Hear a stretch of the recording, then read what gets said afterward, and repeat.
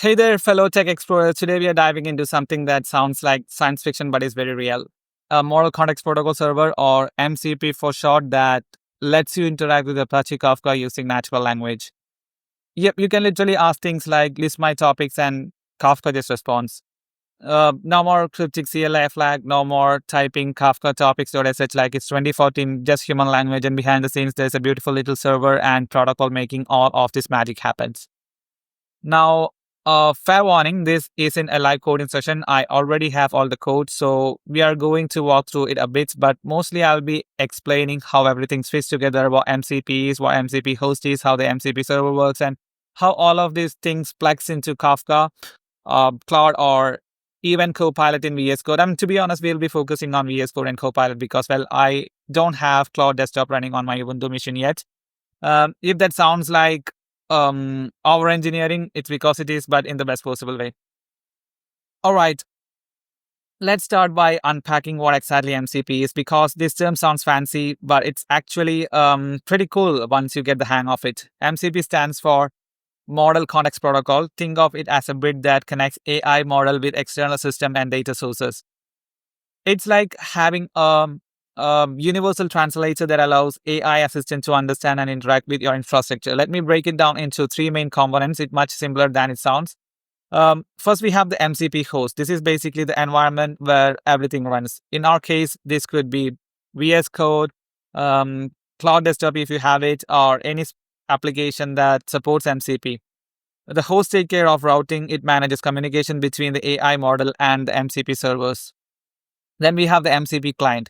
This is the AI assistant itself, could be Cloud GPT-4 or VS Code Copilot. The client is what sends out requests to the MCP server, and it receives structured machine-friendly responses. And finally, the star of today's show, the MCP server. This is what we are building. In our case, it's a Python program that exposes Kafka-specific functionality to AI models. But you can write it in any programming language if the specific programming language has libraries that supports it. So when we say something like list topics in my Kafka cluster, the MCP server is the one doing the actual heavy lifting behind the scenes, talking to Kafka, getting the data, and sending it back. Here's how the whole thing works together in action. User asks list all topics in my Kafka cluster. The MCP client, let's say Copilot, translate that to an MCP request. Then the MCP host receives the request and route it to our Kafka MCP server. Then the the server connects to the Kafka and fetches the topic. And finally, the response flows back up the chain to the user in natural language. Pretty cool, right? Okay, now that we have understood the architecture in a bit, right? Let's take a look at how to actually wire this up in something real like VS Code. So let me switch back to VS Code. And yeah, so we're not doing anything super complex here. We're just telling VS Code how to start our MCP server and what environment variable to use, etc. So we have got this thing servers here. So this section lists all the MCP server that the VS Code can talk to. Then we have got this MCP servers. So this is our Kafka server definition. Then we have this thing called command. So this is the binary to launch. In our case, it's Python 3. Then we have this thing called args. So this is basically the binary to launch. This is this command is the binary, and args is the script that or the script part that runs the MCP server. Then finally we have this env. So basically this is the environment variable for Kafka config. And just to emphasize, these environment variables are super important. The Kafka Bootstrap servers is the one that points to our 3-node Kafka cluster, and then we have the Kafka security protocol. So for now, we are using plain text. It's symbol for development activities.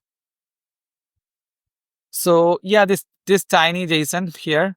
So this is basically what gives your AI assistant the power to talk to Kafka.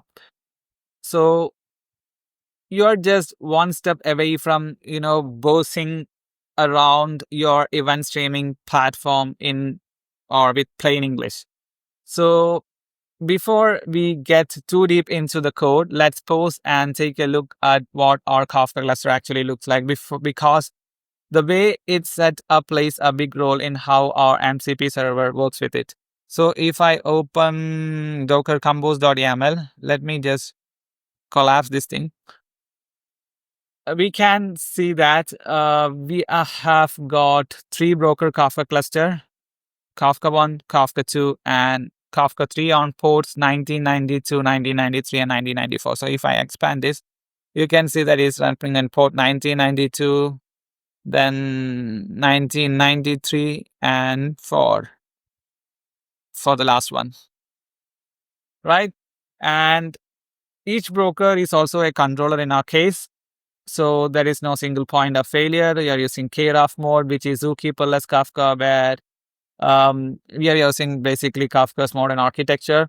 So if I expand this a bit and check for something called replication factor, so we have default replication factor. So the Kafka default replication factor set to 3. So every topic is replicated across all the brokers, and there is this value called Kafka min in-sync replicas, and its current value is 2, which means we get durability even if one broker goes down. So in short, this thing is built to survive a little chaos.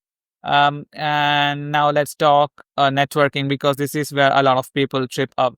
So if I scroll a little bit on here, we can see we have got Kafka advertise listener. We have got 2 listeners, the external one and the internal listener. So the plain text, localhost 1992, basically it is 1993 for Kafka 2 and 1994 for Kafka 3.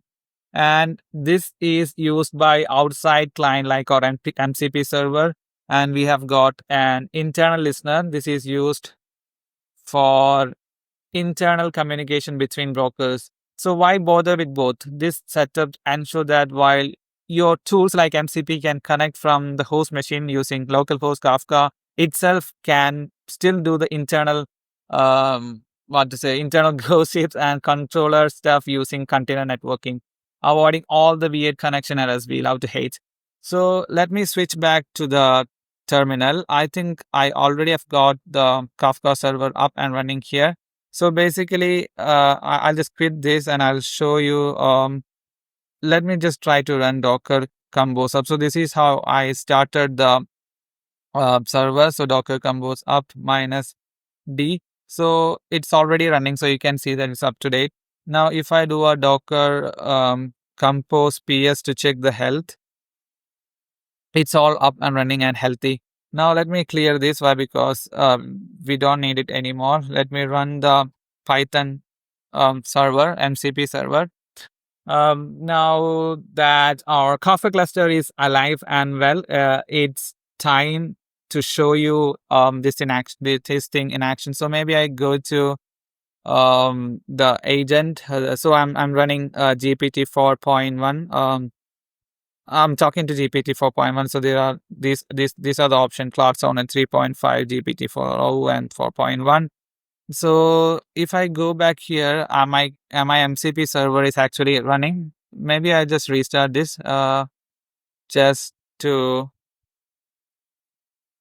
retrigger the one. I can stop it by clicking on this. I've got 13 tools and I've got 2 prompts. We'll talk about all these things later.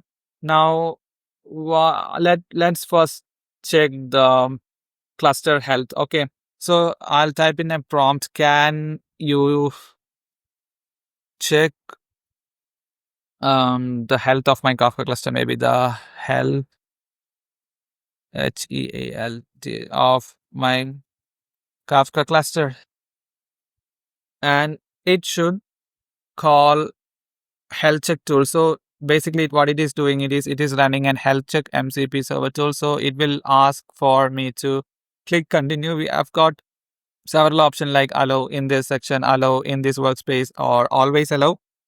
I'm not going to click on any of these things. Let's manually run this. Your Kafka cluster is healthy. It has 3 brokers, no topic, and no consumer groups at the moment. If you need more details or want to check specific topics or groups, let me know. Okay, that's cool. But let's just verify the exact same thing using Kafka CLI commands as well to confirm whatever response it's producing is accurate. So let me go to my terminal again. Take a new terminal session, paste it in here, and click and hit enter. You can see that I've got Kafka 2, which is having ID 2. Then I've got a Kafka 3 broker, which is having ID 3, and finally Kafka 1 with ID 1. So that response is good and valid. Now, as a second step, let's try to, even though it says that there is no topics, let's try to list the topic and check. List all available topics in my Kafka cluster and see what it produces. So it should say that there is no topic. So it is calling list topic tool. Um, it is passing like include internal files, which is not going to list any of the internal topics, and we'll not be having any internal topics. Why? Because we don't have any topics yet. So there is no available topics in your Kafka cluster at the moment. If you want to create a topic or check for internal topics, let me know. Let's create a topic as a next step. So create a topic called user events with 5 partitions. Once I hit enter, it is calling create topic tool. So topic name is user events, number of partitions is 5, replication factor is 1. That's fine. We haven't specified any replication factor, so it is going to default to 1. The topic user events has been created successfully with 5 partition and replication factor of 1. If you need to verify its details or create more topics, let me know. Okay, that's fine. Let's confirm this by running the topics.sh list command against our Kafka cluster. Let me clear the screen and paste it in here. It should show the user events topic. That's perfect. Fantastic. Now, as the next step, what we should do is let's send a message. Send a message test message 1 to user events topic. So it should call the send message tool. So yeah, send message. So the topic is user event messages test message. When I'll click on continue, and the message test message has been sent to the user events topic. It was written to partition 0 and offset 0. If you want to send more messages and consume them, let me know. Perfect. Now let's do one more thing. Send a batch message. Send a batch message. Maybe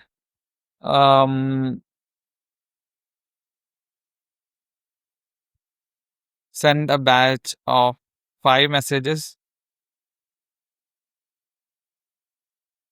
to user events topic with random keys. Okay, let's see if that works. So it's saying that user event message, batch message 1, key 1. Let me hit continue. Yes. Perfect, fine. So 1, 2, 3, 4, 5. So a batch of 5 messages has been sent to user events topic, each with a random key. The message were distributed across partitions 0, 2, and 3. And if you want to verify or consume messages, let me know. So, okay, fine. Let's ask it to consume. Maybe let's do one more thing before we consume message. Let's describe topic user event. Please describe topic user events. And it will call the describe topic tool. So yeah, it has got 13 tools as I mentioned. So there are several things it can do. The topic user events has 5 partition. Each topic has a single replica, and in sync replica, the partition leader are distributed across brokers 1, 2, and 3. Okay, that's fine. Let's do one more thing. Before we consume messages, let's do get topic metrics. So there is something called get topic metrics in our cluster, sorry, MCP server. So please get topic, see metrics for the user events topic. Feel free to explore this. I will share the link to the repo at the end.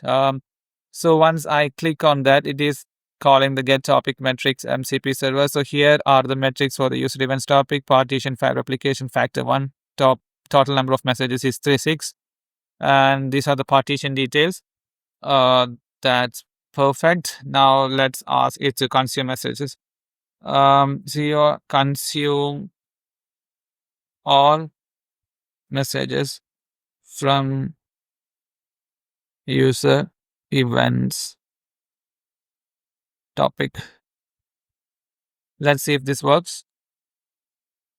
So it will call consume message tool. So let's wait and see if this works. It is, I guess, creating the consumer group behind the scenes. I think we can check this here. Resetting, yeah, it is doing all the things it is required. So all messages from user event topic has been consumed, partition 0, test message 1, 2, 3, etc. So yeah, it's showing all those details. Then what else can we do? Maybe we can list all the consumer groups, list all the available consumer groups.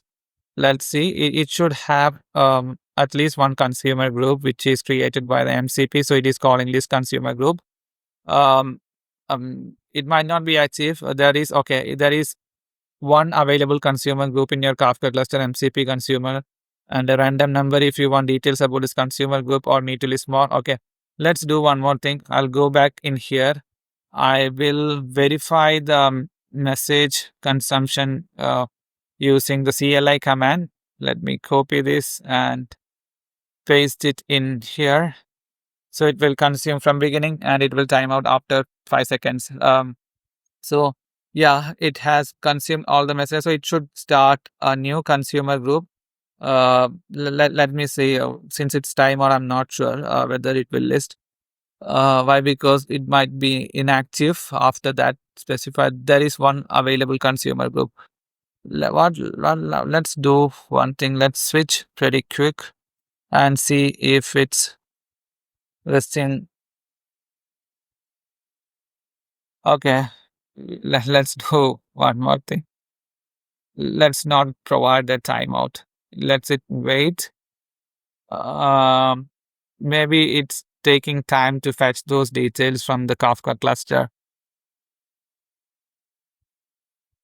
Okay, it is still not doing that. Let's wait for some more time. So it will be able to fetch those details.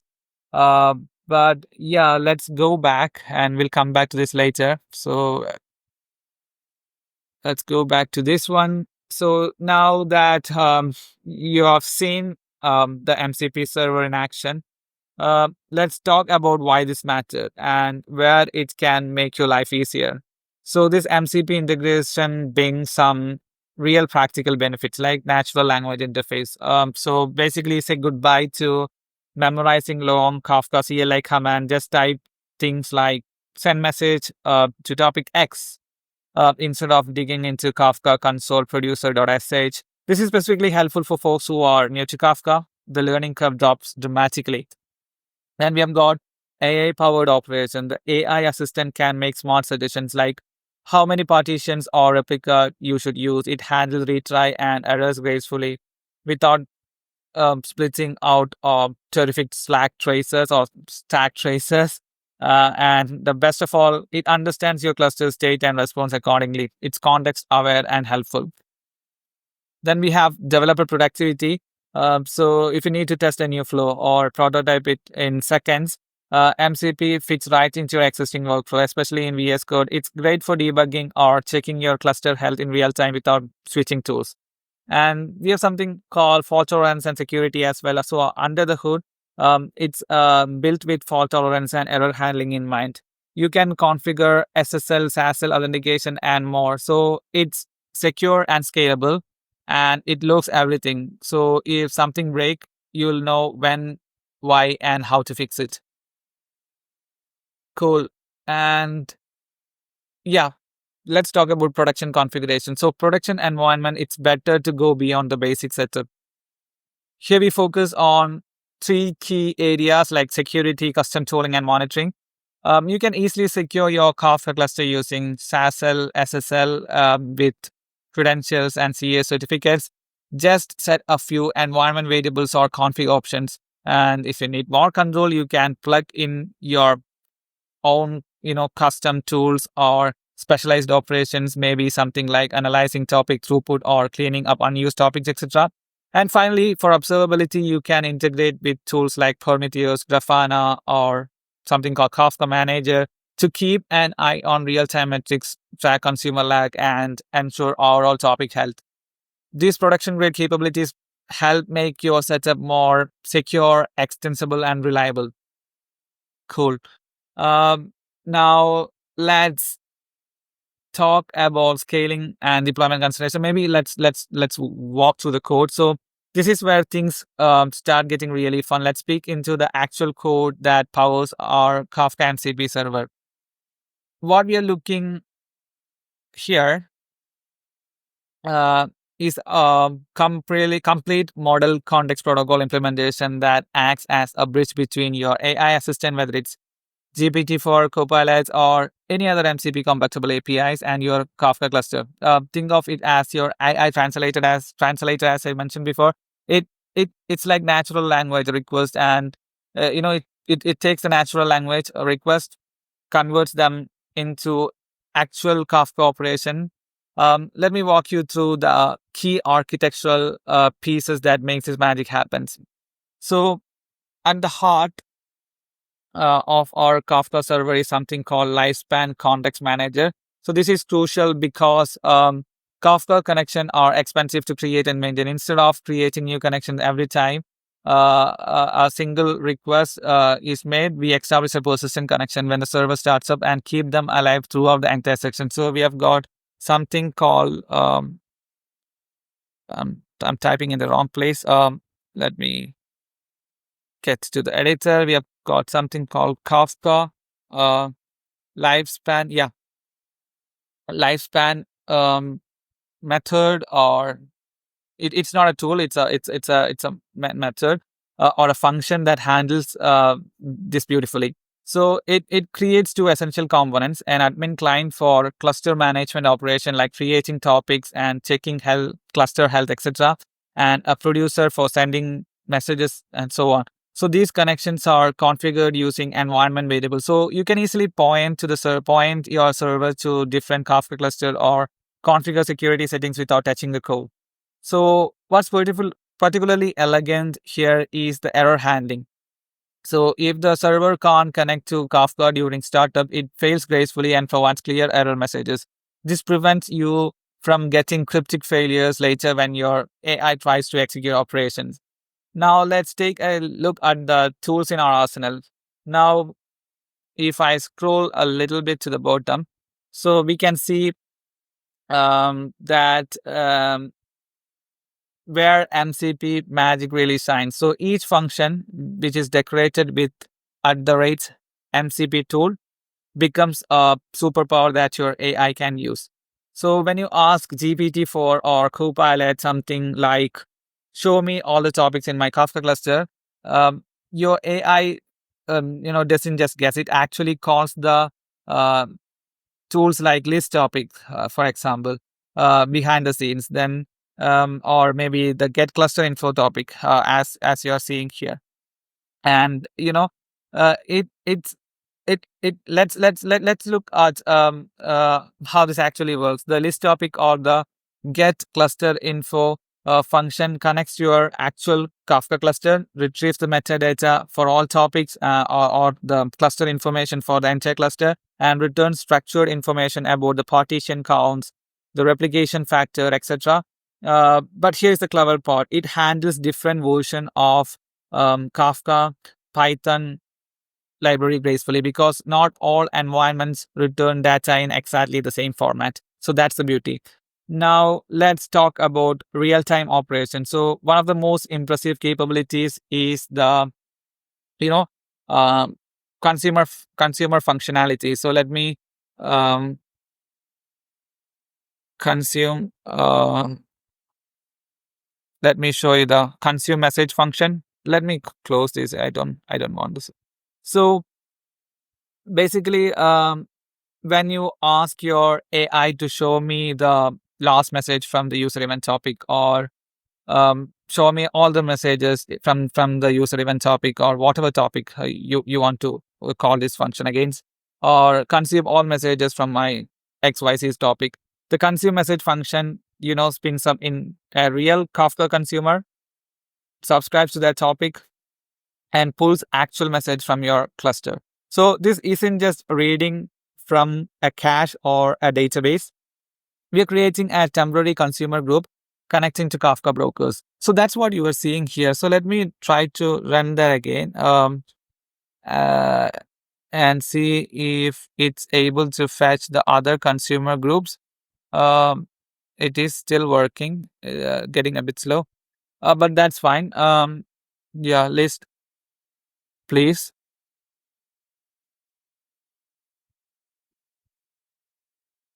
Okay, it's yeah, it is now showing console consumer. The other one, which was MCP consumer, is no longer there. Why? Because it has already been created. And let me do one more thing. Let me push another message. Um, Send message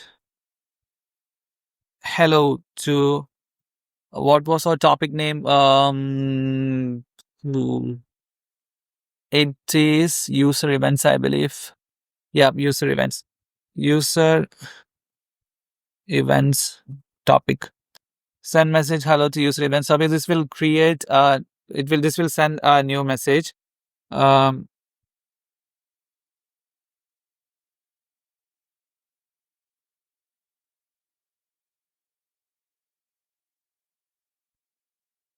let me check whether it's serving or maybe let's to speed this up a bit.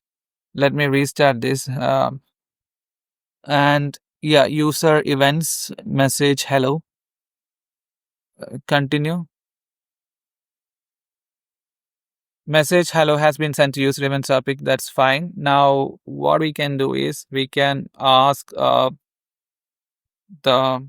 model to consume the message, or MCP server to consume. So consume message from consume. Yeah, let's consume all the message from user events topic.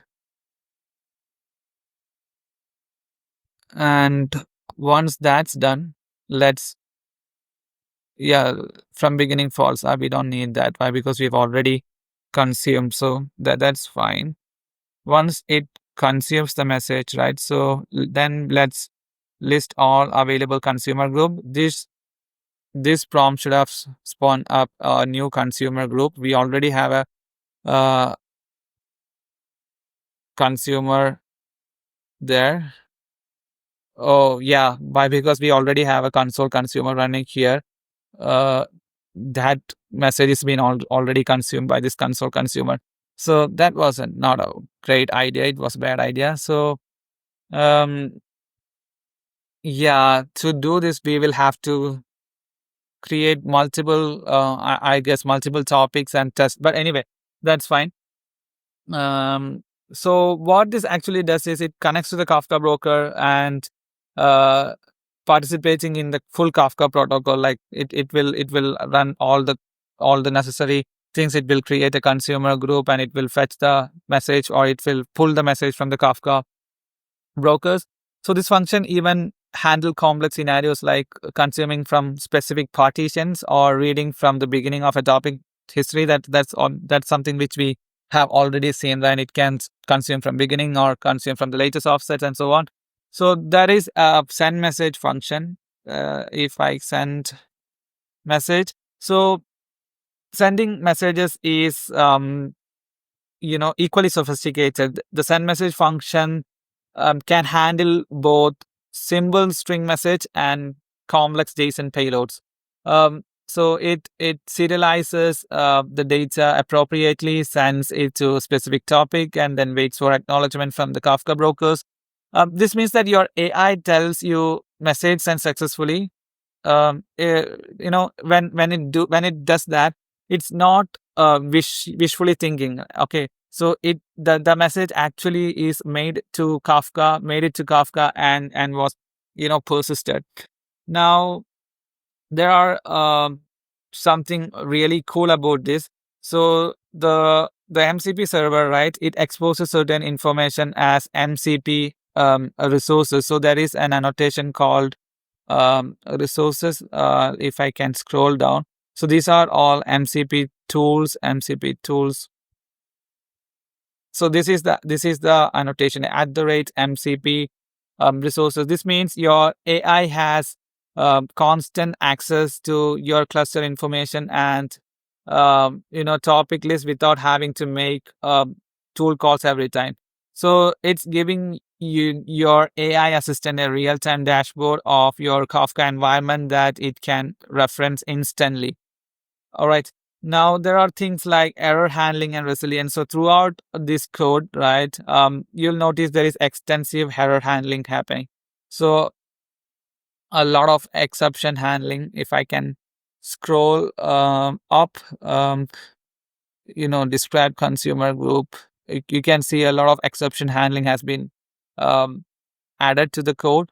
You can do it if you're creating your own, MCP servers. It's not very hard to develop an MCP server.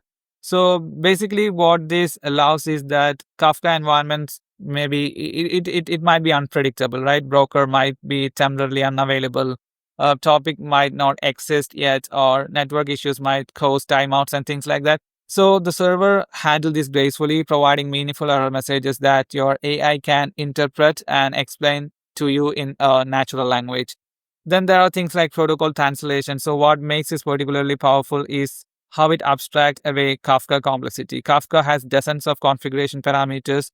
It has complex consumer group protocols and things like intricate partition assignment strategies, right? But through this MCP server, you can interact with all of that complexity using natural language in VS Code or any other environment. When you say create a topic called user events with three partition, your AI translate that into a create topic tool call, which creates a proper new topic object with the right parameters and sends it through the Kafka admin protocol. So yeah, it's pretty nice, to be honest. And there is a health check, which I think we have already looked before. So this is the health check. So if I run a health check again, please check the. Let me ignore that of my Kafka cluster. It should call the health check tool. So there are health check and monitoring functions. I've already shown you the monitoring thing. So let me click on continue. So these functions are particularly interesting because they perform multiple operations in sequence to assess the cluster health. So you can see that your Kafka cluster is healthy. There is three brokers, two topics, one consumer group. So the other topic is the internal topic, which is the consumer offset one. So if I go back and run the list again, where is the list? Yeah, yeah. Or maybe we can do it directly from the chat interface as well. So list all topic, including internal topic. So it will pass internal true flag to the list topic tool call. So yeah, internal tool. So if I hit enter, now you'll be able to see internal topic as well, which is the consumer offset one. Nice. So it's not just like when you run this health check, right? It's not just checking if the Kafka is running. It's verifying that all the essential operations are working correctly. It is just, you can see here. If I scroll up, you can see the health check completed in 27.14 milliseconds, which means that uh, it is essentially checking the response time as well, measuring the response time, and also providing a comprehensive health picture. So this architecture is what enables those natural conversations with your AI development tools. When you are troubleshooting a Kafka issue with GPT-4 or Copilot, every piece of information your AI provides is coming from live queries against your actual Kafka cluster. So it's not hallucinating or guessing. It's using these tools to inspect your real Kafka environment and provide accurate current information. The beauty of the MCP pattern is that it gives you it gives your AI superpowers while you're maintaining safety. Your AI can't accidentally break your cluster because it can only use the tools we have explicitly provided, and each tool is designed with appropriate, what to say, guardrails and error handling. So this is what makes conversational infrastructure management so powerful. So you get, intuitive experience of chatting with an expert right in your development environment, backed by real programmatic access to your systems. So that's what basically this code is all about. So MCP server in a nutshell. So let me switch over now. What else do we have got? So yeah, to conclude, let's wrap this up. So today, we have walked through building a complete Kafka MCP server. Basically, not building, but I've shown you how things works behind the scenes. So it's not a very huge code base. Okay, it's only this is the only file I've got, Kafka MCP server. So this is the test connection. This is the test Kafka MCP .py. So it's basically testing all our tools are working okay or not. So we don't have a massive code. So this is the only code which runs the MCP server, and it has got around how many lines of code? 1241 lines of code. That's pretty small. Uh, so I've walked through building a complete, kind of MCP stuff, like what tools we have got and how this work end to end. So what we have covered is what MCP is and how its components work, how to set up an etching Kafka cluster using Docker combos, a full breakdown of MCP server code, uh, kind of. And I've shown some demonstration as well using some real use cases. So what's next? You can, if you're excited to take this further, um, share some ideas. So you can see this code in here. So this is my repository. Add support for things like schema registries or Kafka connects or even stream processing, right? Then you can add on security, introduce OAuth or RBAC or certificate management. Then you can do things like connect with your observability stacks, logs, metrics, and dashboards, etc. Maybe you can scale it out. Deploy the MCP server in production if you are, if you want to try it out. Even you will have to add a lot of functionality. You will have to test for different, functionalities, use cases, etc. before you do that. You can containerize it, run it on Kubernetes. You name it. You can do a lot of things. Now, if you find this video useful, you can maybe like the video, or you can just contribute by creating pull requests. And thanks for watching, and happy coding.